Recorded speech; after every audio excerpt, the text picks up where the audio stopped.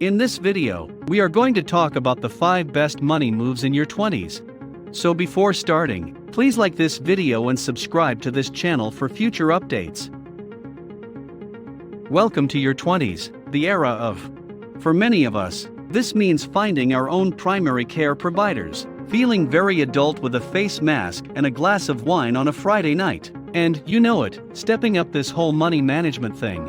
That's a lot of information. So, where should you begin? What happens after that? We've got you covered. Here are 7 wise financial decisions to make in your 20s. Number 5. Get renter's insurance. Fewer than half of millennials who rent their houses have renter's insurance, according to a study. That's not ideal, since renter's insurance protects your belongings, as well as your emergency money. It's quite useful to have in the event that a water line breaks and floods your whole residence. Renter's insurance may pay for you to stay someplace else if you are unable to reside at home while the problem is being rectified, depending on your policy. It may also cover the expense of replacing anything that has been stolen, even if the loss occurred outside of your flat. It's also not too priced, $15 per month. Number 4. Save for emergencies. Unless you're really fortunate, it's not a matter of whether, but when you'll discover yourself. It's a good idea to save aside 3 to 6 months worth of take-home income to prepare for a financial emergency. Consider unforeseen medical expenses, auto repairs, or even a job loss. That may seem like a lot of money, particularly if you're beginning from the ground up. However, if you don't have an emergency fund and you need one, you're, let's face it, screwed. If your income is fairly predictable, if you're on a salary, and have a spouse whose income you can, at least partly, rely on, and you don't have dependents or own a house, 3 months is definitely an acceptable amount. If you're single, work on commission or on a contract basis, or have dependents, 6 months or perhaps longer may be a better bet. Number 3. Pay off high-interest debt. Americans under the age of 35 are in debt. So when we polled 1,000 women about their financial habits and ambitions, we weren't shocked to see that 74% of women in their 20s had debt, and 41% of that debt has a high interest rate. Think credit cards. At Elvest, we believe that you should begin investing as soon as possible since waiting may be costly. High interest rates on debt, on the other hand, might cost you much more. It's definitely time to start paying down your debt after taking advantage of your employer's 401k match. We're talking about credit cards, personal loans, and private loans, to name a few. The payout approach is often recommended since it is designed to save you the most money on interest. The following is how it works. Make a list of all your balances, starting with the one with the highest interest rate and ending with the one with the lowest.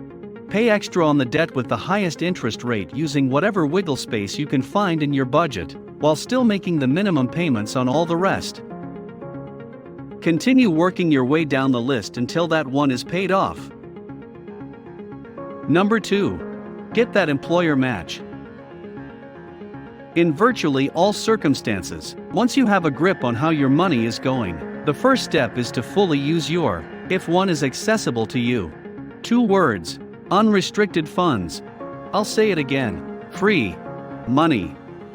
In the United States, the 401k match is 50 cents on the dollar up to 6%, if you contribute 6% of your salary to your 401k. Your employer will contribute 3%.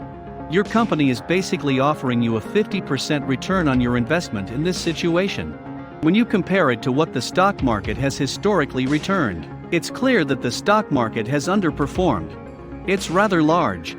A quick reminder: if you follow the 50/30/20 rule, future you receives 20% of your take-home salary. Even though they are technically removed from your paycheck before you take it home, your personal 401k contributions fit in this category. Number 1. Figure out your financial flow. Unless that's your thing, budgeting doesn't have to include a lot of figure crunching and Excel purchase monitoring. Instead, you may utilize the as a general guideline to assist you to channel your money more strategically toward your objectives. To begin, establish a list of all of your sources of revenue, so that you have a solid picture of what's coming in the door. Then you may divide your spending as follows. You should devote 50% of your take-home salary to necessities, bills, food, transportation, etc. Wants consume 30% of your take-home salary, face masks, wine, travel, etc. Future you will get 20% of your take-home salary, debt payments above minimums, saving, and investing. You may need to go above 50% on the needs bucket, especially in your 20s, when you have added getting started adulating expenditures like a work outfit, perhaps a vehicle, and deposits on housing or exorbitant rent in the city you love, but your pay is also in getting started mode. That's okay. It's adaptable. Try to borrow the difference from the 30% in the wants bucket if you can. What do you think about our video? Let us know in the comment box below. Please like this video and subscribe to this channel for our future updates. Thank you.